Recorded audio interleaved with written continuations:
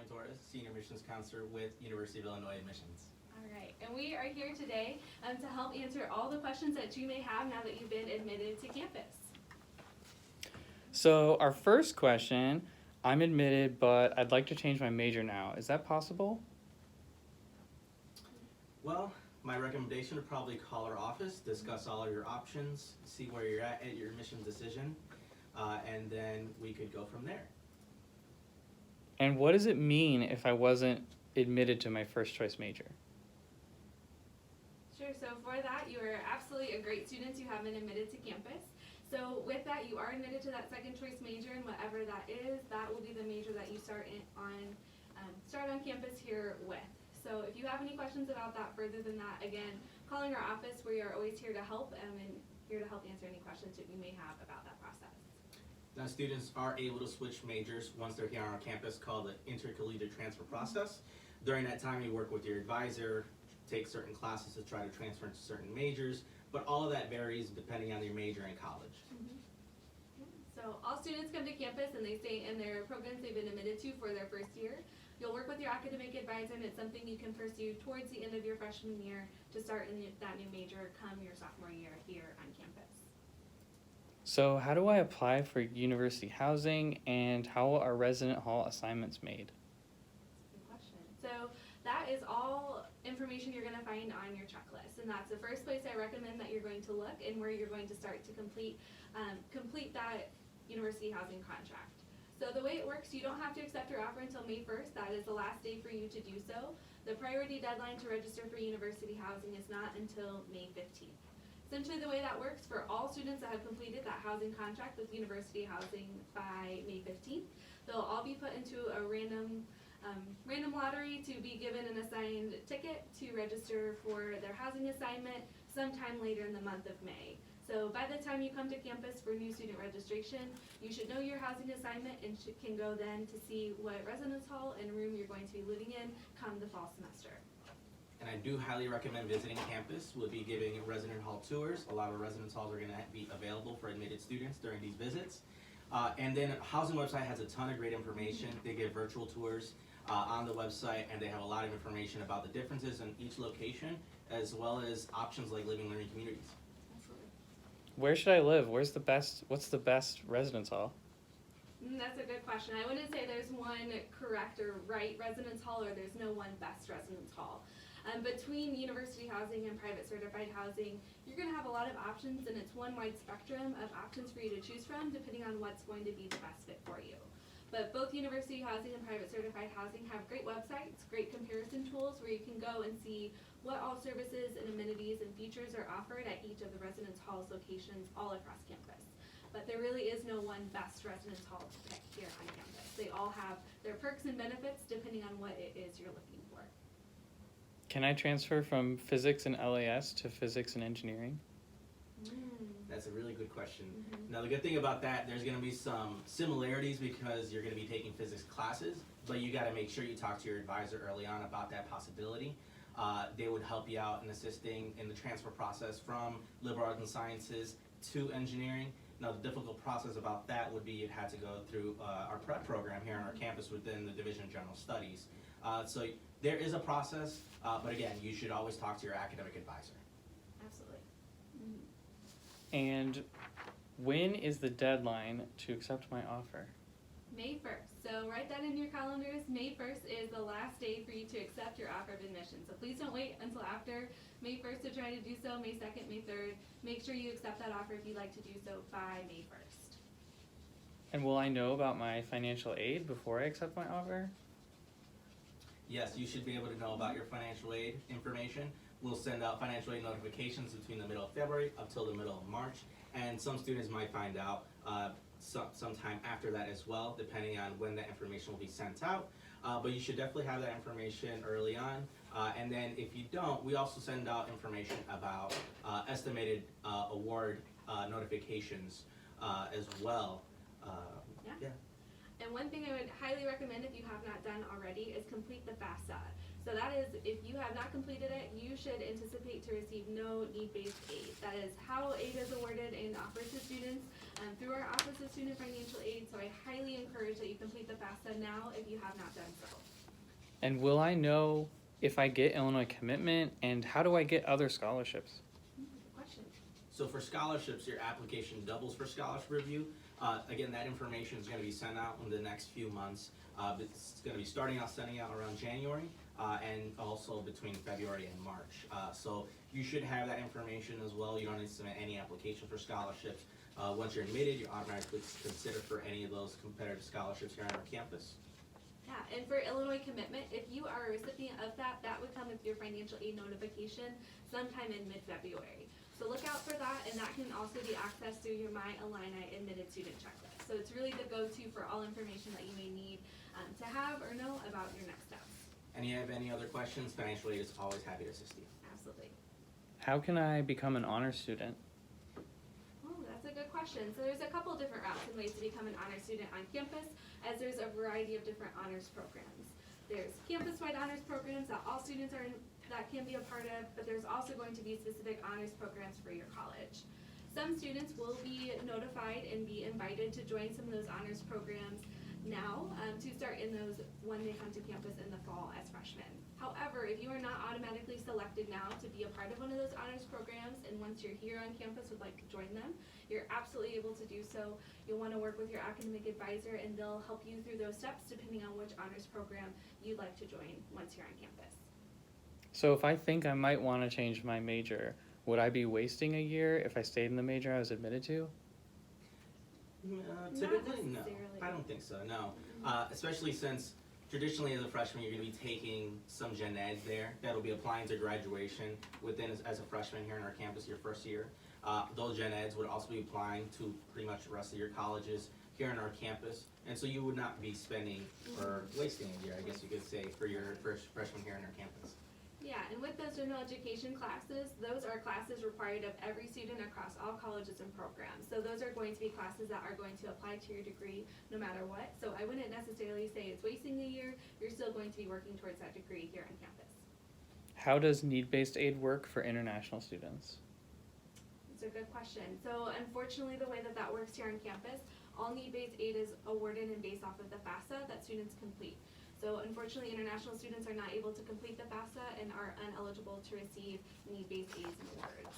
You are still considered for merit-based aids and awards, so just something to keep in mind there, and all notification on any merit-based scholarship will come to you before April 1st. And Illinois tuition is guaranteed all 4 years, meaning it will never increase or decrease once on campus for all 4 years at the university. So if I'm going to have an associate's degree by the time I'm done with high school, will I be able to transfer at least some of those credits?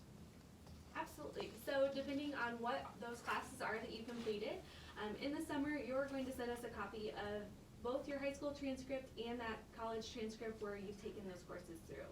We'll get that transcript here in our office, and what we will do is give you credit for the equivalent courses here on campus for all of those classes that you've taken. So you're absolutely going to get credit for that, and it'll be all based off of what you have done in high school and what's all on that transcript. What about if I want to transfer from UIC? Now that is a different process. At UIC, traditionally most of your classes will be able to transfer here on our campus, but it's always important to start planning that process early on, talking to our admissions counselor here in our office, talking to our transfer coordinator, talking to your advisor at UIC is also going to be very important to start this process early on. Someone was just here to say ILL. I. Could you tell me about whether or not I can live off of campus? So that is truly a question best asked to university housing, if that is what you're interested in doing. It is a requirement for all students their first year to live on campus, and so there is that 1-year residency requirement. After that, absolutely, if you would like to live off of campus, that is going to be an option that you have. However, you also have the option to still live in university housing. The choice is really yours. And then we do have a ton of great options, like we mentioned before, through university housing, and we also have private certified housing options as well. Through both of their websites, they have a ton of great explanations and tours, like I said, virtual tours, to give you a better understanding of what we offer. When do I need to send in my official test scores and grades? So we will want those after you graduate and complete high school. So make sure that you are waiting to send that to us until after you've graduated, your graduation date, all your final courses and grades are there. We will want those sent to our office by July 1st. Can you remind me of the deadline to accept my offer?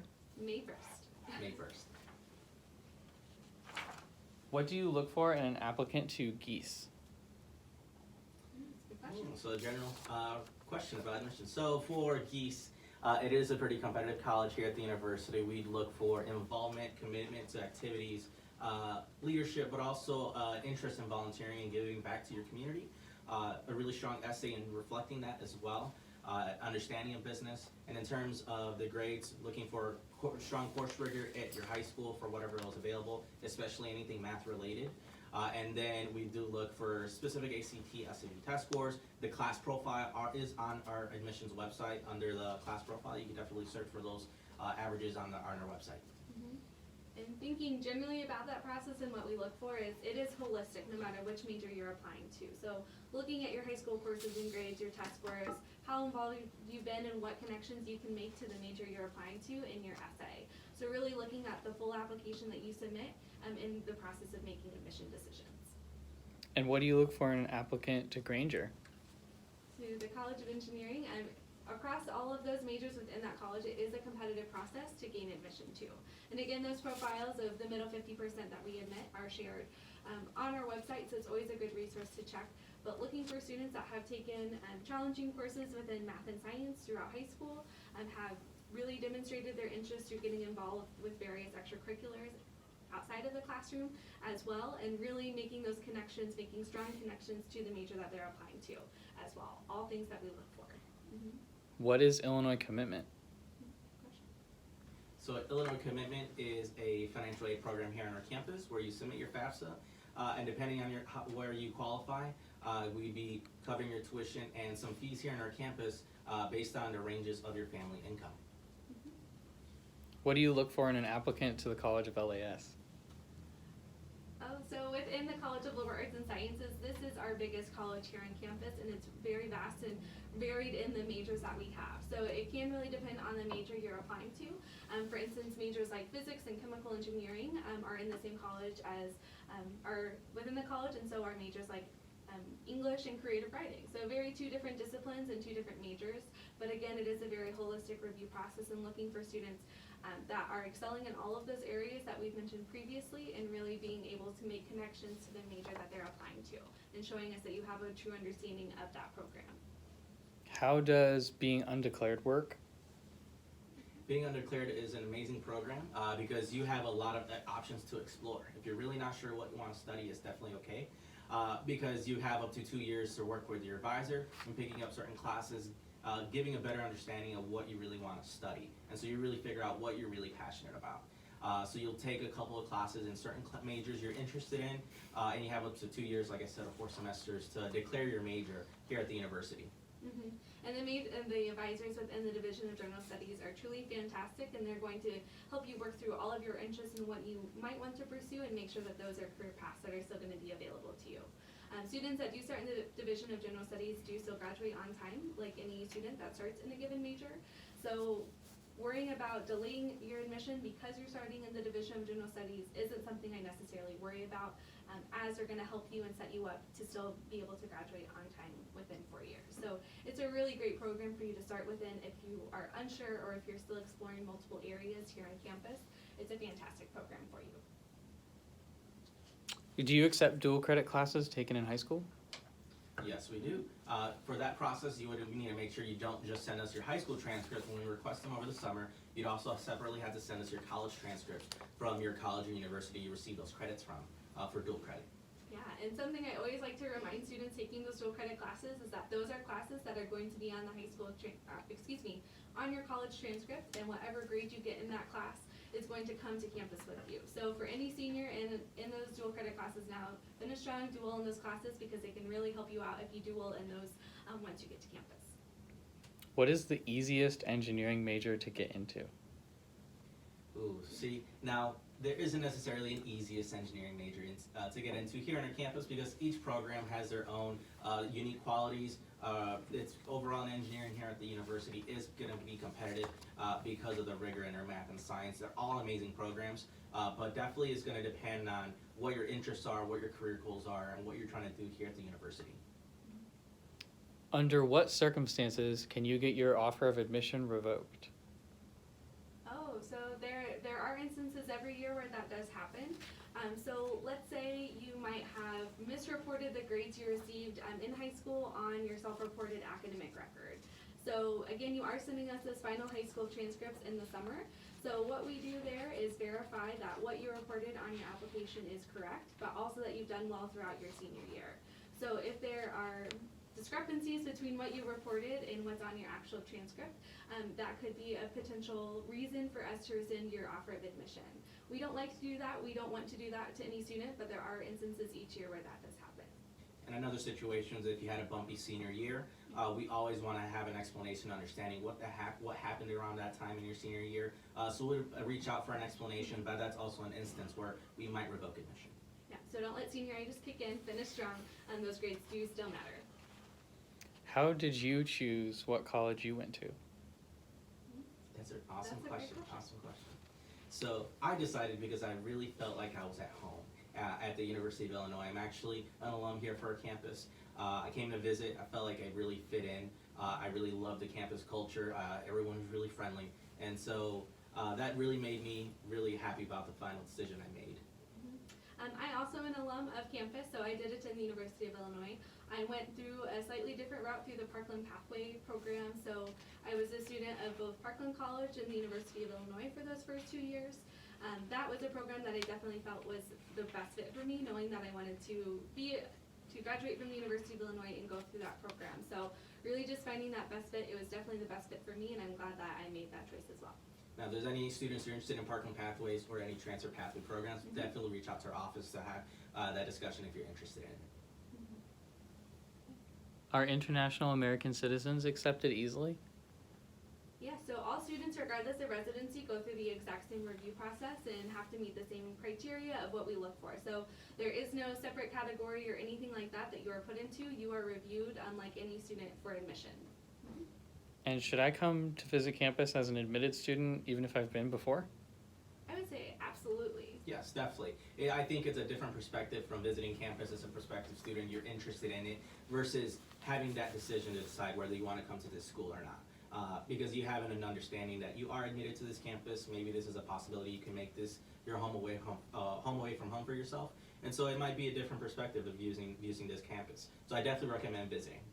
Yeah, absolutely. And we can set up and help you set up a meeting to meet with the college that you've been admitted to and someone in even perhaps your department or major. So if you do have any specific questions about the exact program you've been admitted to, we can help you meet with them, especially those Illini days. They are available for you to sign up for now through your My Illini account. So you can log in there and sign up to come to campus for one of those days. They are great, fun, large open house days where you can come and explore all avenues of a campus you might have questions of and meet with the college that you've been admitted to. So I highly encourage coming to visit campus as an admitted student, even if you have come before. Because like Tony said, it is really a different perspective to come and view it as an admitted student versus just being a prospective student beforehand.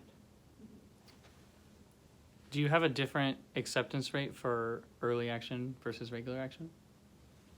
We do admit more students in early action than in regular admission, I would say. So yes, there is an opportunity to be reviewed earlier on rather than students who are applying in our second deadline. That doesn't mean you won't be admitted in regular admission if you haven't applied. I still definitely recommend applying. In regular admission, our upcoming deadline is January 5th, but we do typically admit more students in early action, yes. And with that, we also do get more applications during this time frame, but we do admit more students during early action. When you're considering the admission of a student, do you value the GPA or standardized tests more? I would say it's really there's a lot of value put in how well you've done in high school within the classes. Have you taken into account available rigor to you? So when I say rigor, I mean things like dual credit courses, IB curriculums, any AP classes, honors classes that you may have in high school. Have you challenged yourself? Really, those classes are going to help best prepare you for the types of courses you're going to have and experience here on our campus. So I would say there is definitely the biggest emphasis put onto that, but also your test scores do play an important part and are absolutely a part of the review process. And of course, your involvement in your essay also play an important role as well. Do most community college classes transfer? Absolutely. Yes. So most of them do, especially especially if you're transferring from a community college here in the state of Illinois. We are going to have nearly every class that you may have taken at that community college already in our system, so it's a pretty seamless transfer process to transfer those courses. Especially if you have been attending an Illinois community college, we have a resource on our website called the Transfer Guide that is very user-friendly to use to see exactly what classes you need to take and how those exactly transfer to campus. So something I recommend that you check out if you have not done so. And a good resource to use is transferology.com to find out how your classes will transfer from one school to another. Our last question, when will I be notified about cost and tuition? So some good tools to use at this point would be the cost calculator and the net price calculator. Cost calculator you could probably find on our admissions website under the tuition section, and the net price calculator you could find on the financial aid website. That'll give you good estimates of how you might be expecting in your total cost for our campus here at the university, and the net price calculator will have you better understanding of what you might be expecting off your financial aid notification from your FAFSA. Absolutely. All right, thanks so much, everyone. Thank you.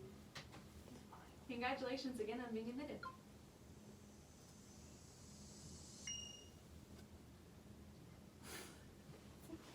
What if you smile?